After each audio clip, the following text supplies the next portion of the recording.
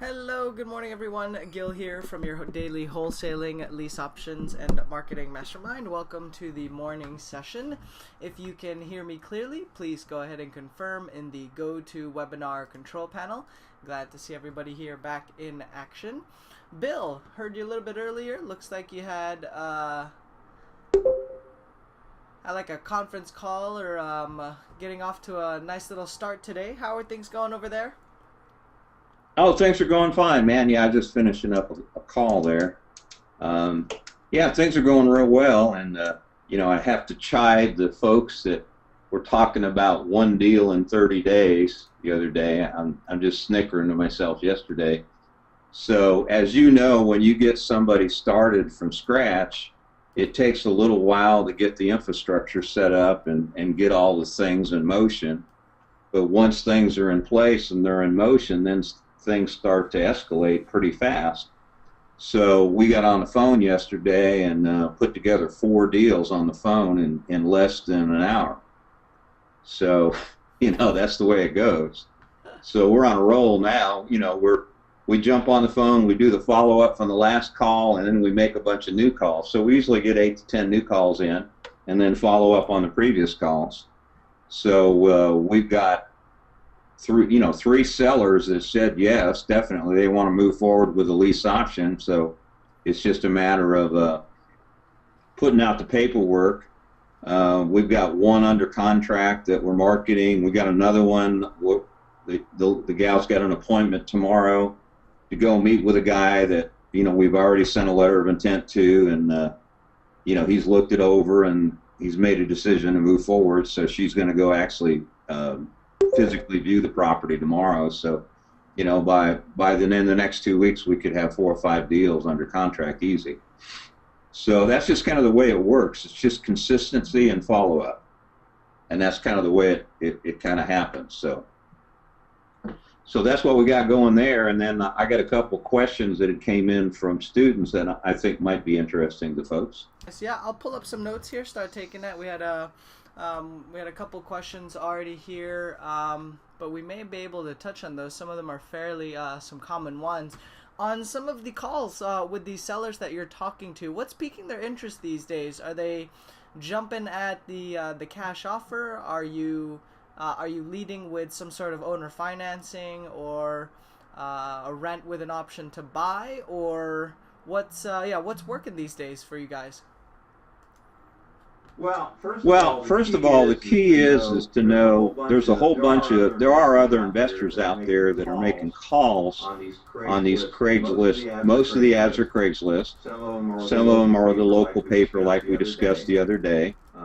These local papers can be a really good resource in small communities. But it's just mostly for rent and for sale ads on Craigslist. And it's a matter of just calling people up and going through the normal progression of, finding out, is the property still available? Is this a good time to talk? Tell me about the condition of the property. Is there any major repairs or just TLC? And then we get into the reasons why they're thinking about selling. And the lady yesterday we spoke to was the ideal set of circumstances is she's an empty nester. She's already left the property. She's a traveling nurse in Florida. Her son is staying at the property, just kind of look after it. It's a big 4-bedroom house. All her boys have grown and gone and have their own lives, and she's spending most of her time on the road or in Florida, and so she really doesn't need the property anymore.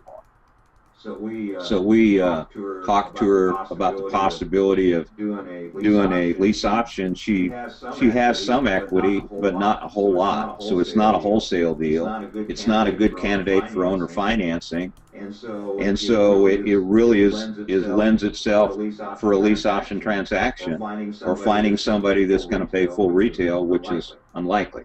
So we provided her with a lease option strategy, and what we're doing differently is first of all, we know the laws in the state as it applies to lease options. And some states have very unique laws, and this is one of those states. I'm not going to identify the state, but this state has very unique, specific laws regarding lease options.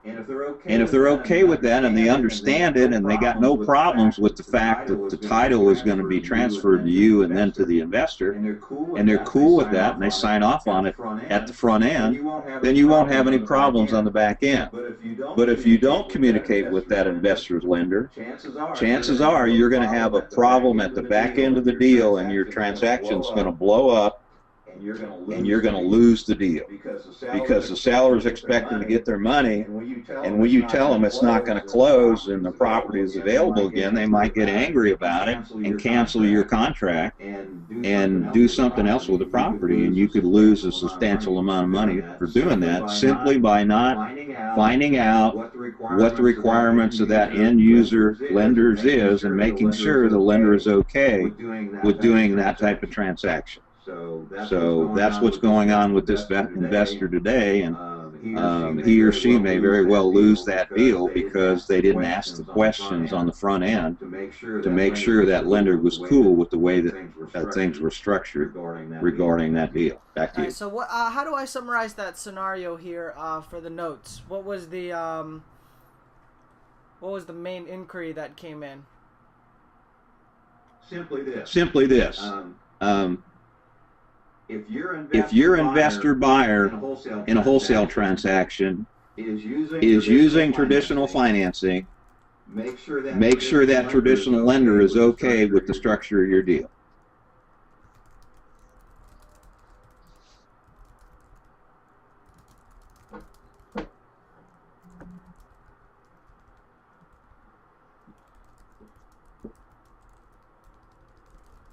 Got it. Better know on the front end than the back end when your deal dies. Exactly.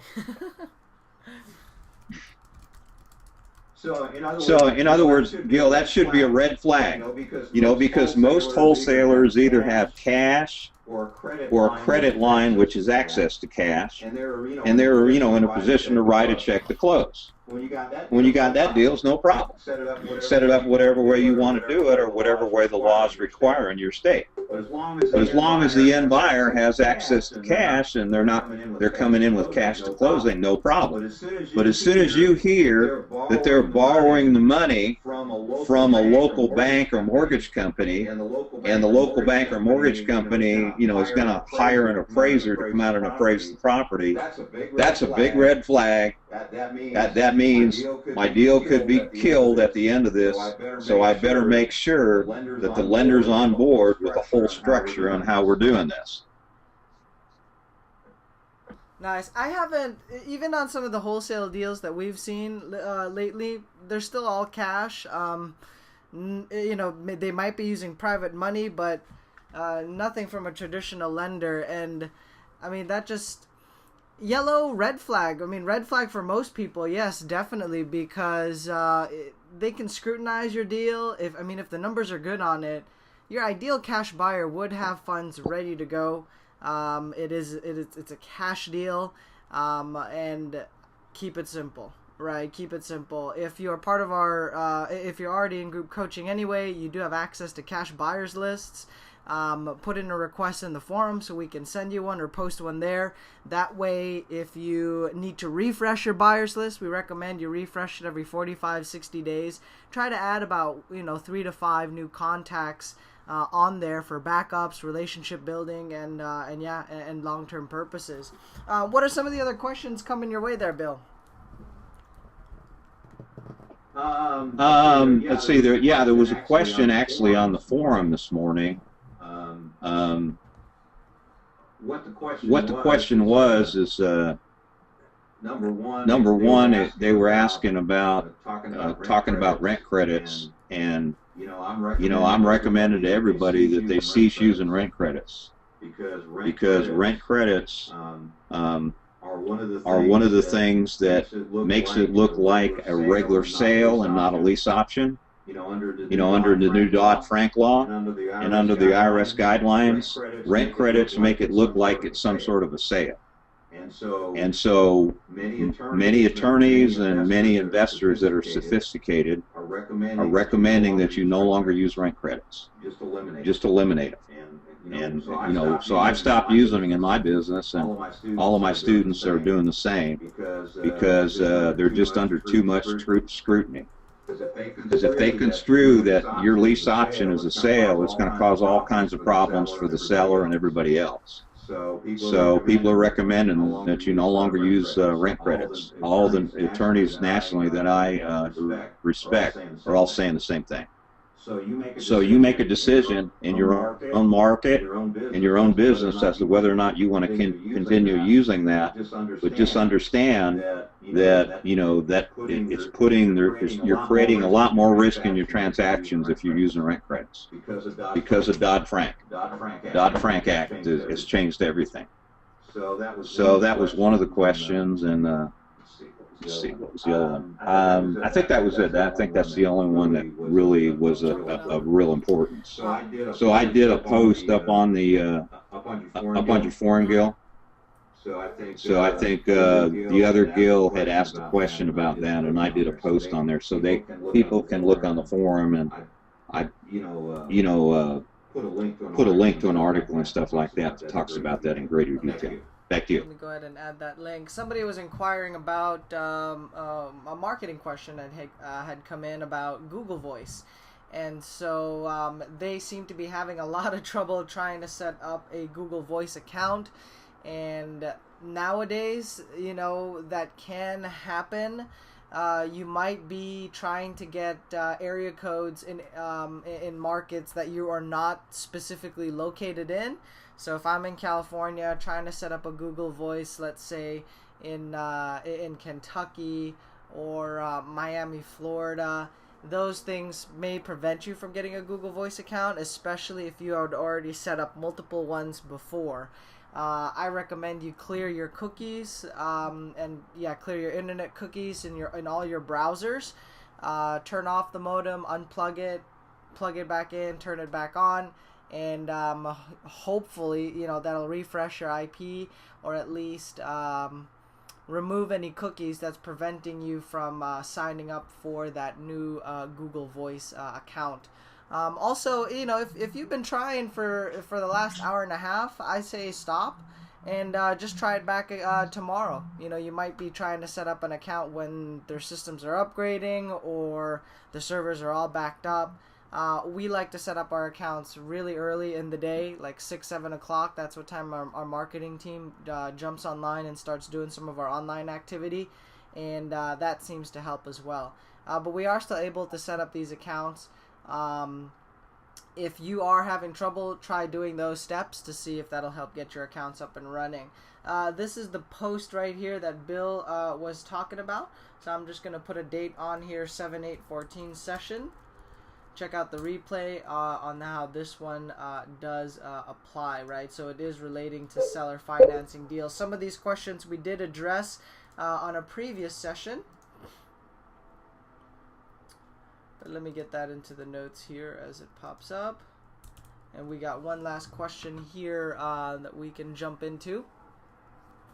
I have a rather lengthy question. There's a part wholesaling, part personal. Okay, live in a duplex and rent out the first floor apartment. I gave my landlord last month a notice about a week ago and told him I was moving August 1st. All right, so you gave the notice ahead of time. Fast forward, I found a letter from the city that my landlord that this property, the one he is currently in, is being put up for sale on the sheriff's sale because of delinquency in taxes. I've been here 2 years and feel as though with the rent paid to him, there is no reason for him to be so many years behind. Also, the fact that he never even notified me or the other tenants that the property is going up for sale to me seems shady. Is there any legal recourse for us? Although I'm moving, my neighbors and I are so close, and I'd like to keep their interests at hand, right? And on the business side of things, can I potentially go to him, make this a wholesale deal before the property is actually sold? Well, we're definitely not attorneys. So we, in terms of your legal recourse, we always recommend you check with a local real estate attorney who practices and specializes in the area your deal is located in, so that you get the most accurate information and relevant to that deal. Can you monetize it? Possibly. Let's see what Bill is take on this one. I do see these scenarios pop up every now and then, because we also do a lot of marketing on Craigslist, and part of the marketing that we do is a simple text and email campaign to bring sellers in. So this does happen. We even see it happen on rent-to-own or owner financing-based deals, since they weren't protected, or all the angles weren't covered, or there was certain layers of due diligence that were overlooked, or just not part of the deal in the way that it is structured. For example, Bill mentioned earlier, they're no longer applying rent credits to the deals, and there are still investors out there still applying rent credits. I'm not quite sure if they know how to use it, in the correct way, but if you are part of the program and you are present in group coaching, do not use the rent credits. Chances are we're also going to be reviewing your deals anyway, but at least, yeah, definitely. If you missed the memo on that one, I'm glad you were on the session to catch that.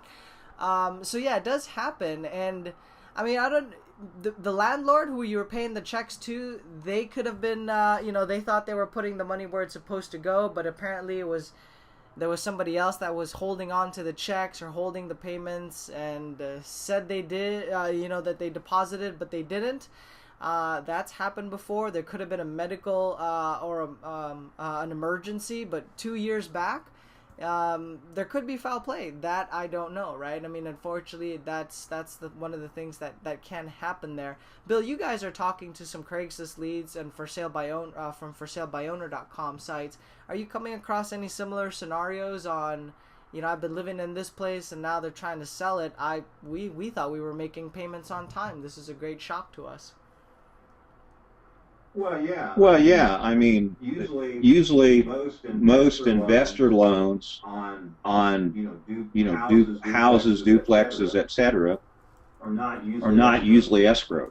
I mean, owner-occupied loans, most of them are, but many investor loans are not, which means that the investor that owns the property has to set aside a certain amount of money every month for taxes and insurance, and they have to put it in a special account, and then the money's available when the tax bills and the insurance bills come due. Well, what happens is, investors that own properties that are really tight on money, and they're having some challenges with their finances personally, is they take every bit of money that's extra over and above that they can, and they spend it on personal expenses and stuff like that, or food and things like that. So when the tax bills come due, and they usually come in a big lump sum, $1,000, $2,000, they're already struggling for money, so they don't have the money to pay the taxes, so they just don't pay them.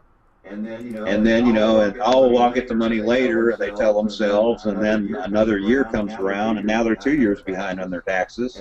And at that point, usually somebody has bought the certificate, and usually after a year or two, then the certificate holder has the right to foreclose on the property, and take the property to a share of sale and get the property for what taxes that are owed. Usually what happens then is, if there's an underlying lender, the lender will usually pay the taxes and then go after the owner of the property that way, but not always. So that's the first thing. That's why it happens. Secondarily, the tenants in the property could be at risk, because if the new buyer basically wants to vacate the property, go in there and rehab it, and then put new tenants in there at higher rents, and then resell the property, then the tenant could be thrown out on the street and lose all their money. So there are some laws in place that help mitigate that, and so you'll have to check in your local areas, but typically most foreclosing entities must give the tenants in the building at least a 90-day notice that there's a foreclosure pending before it happens. And so you need to check with a local attorney to find out what your rights are, and your rights to staying in the property, number one, and number two, your rights if you have a security deposit. How do you get that security deposit back if the property is foreclosed on?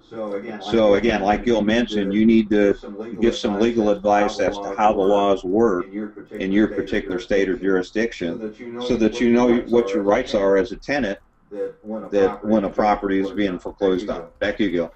Nice. Is it monetizable? Delinquent taxes 2 years back?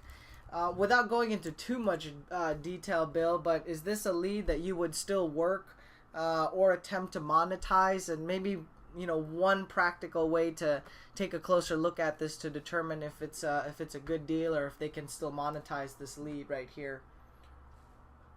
Yeah, check the value of the property. I mean, the guy already knows what the rents are, so he pretty well knows what the rents are. What the landlord pays in the way of expenses, what the tenant pays. Whether or not the building is separately metered and each one of the tenants pays their own utilities, or what the landlord pays. So he already has pretty much that part of it. The other thing he would need to do is just do some research at the courthouse if he can figure out how much is owed on the property in the way of a mortgage. And then taxes that are due are a matter of public record. He should be able to find out how much is actually owed. So do some quick research. Evaluate the values of the property. If it's a duplex, the comparable method will still work. Using finding comps to find out what duplexes are selling for. And now approach the owner to see if they're willing to sell the property for what they owe or what they owe on taxes. And once you know what it's worth, you know what's owed on it, you know what the taxes are that's owed, you can determine whether or not it's a good possibility for a wholesale deal. I mean, if the building is worth $150,000 and the guy owes $140, then obviously it's not going to be a good wholesale deal.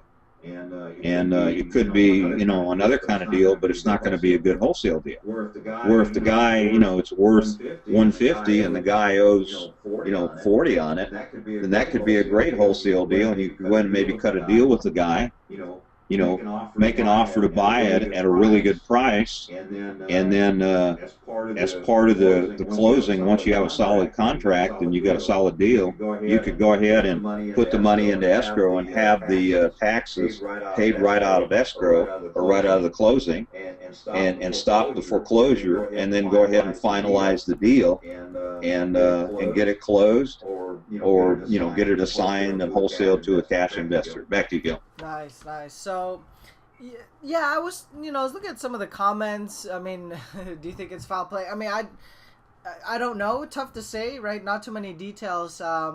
We're just going off of what was either sent in or posted.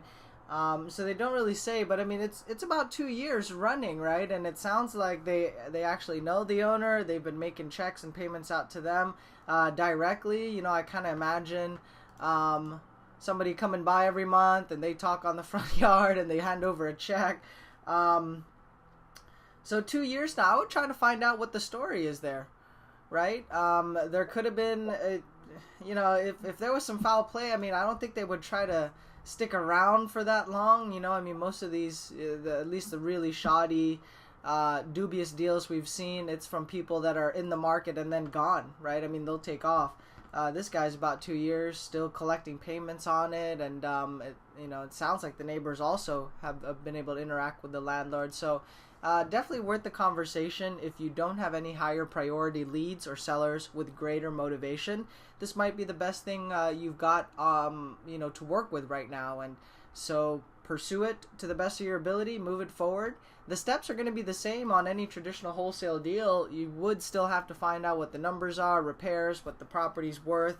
So you're still building some complementary skill sets that you will use later on. And like with any deal pipeline or funnel, there's always deals that there's always leads that are open to doing business with you. Some are on the fence. Unfortunately, majority of the people will not be interested in your primary strategy, but that's normal. That's why we do multiple offer situations. And So yes, I would definitely recommend working this lead, definitely finding out more. And if you do dig up more info, check back here on the morning session so that we can take a fresh look at it and structure the deal. All right. So thanks for jumping on, guys. Bill, anything before we jump off on this session? Yeah, Gil, just one final thought on that deal is, well, first of all, you know, the way to determine whether or not the guy is scamming people or not is find out how long he's owned the property. That's easy to find out. Just look at the records at the assessor's office or recorder's office. If the guy's owned the property for 5 years and he's been collecting rents all these years, what's happened is he just got in bad financial circumstances, and the money that was coming in that should have gone towards paying the taxes and insurance, he had to divert to pay medical bills or personal bills and stuff like that, you know, figuring he'd come up with the money later on when the taxes came due, and it never happened, and so he got behind on the taxes, and now, you know, he just doesn't have the money to bring them due, and that's why the property's going into foreclosure.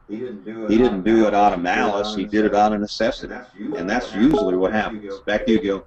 Got it. All right, so with that, guys, thank you so much for jumping on. I am going to be working on the replays here for yesterday and today.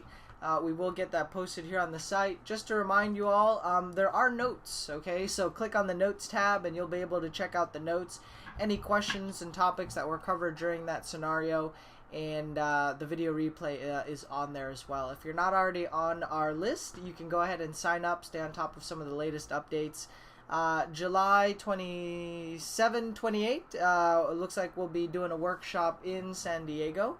If you guys are in Northern California, looks like we may be having a small one-day workshop out in Fresno to touch base with some of our property scouts and our wholesalers in that particular area and territory. All right, so with that, guys, thank you so much for jumping on. We'll see you tomorrow, 8 a.m. Pacific Standard Time. And on behalf of all our content contributors, have a great and fantastic day, everyone. Bye-bye.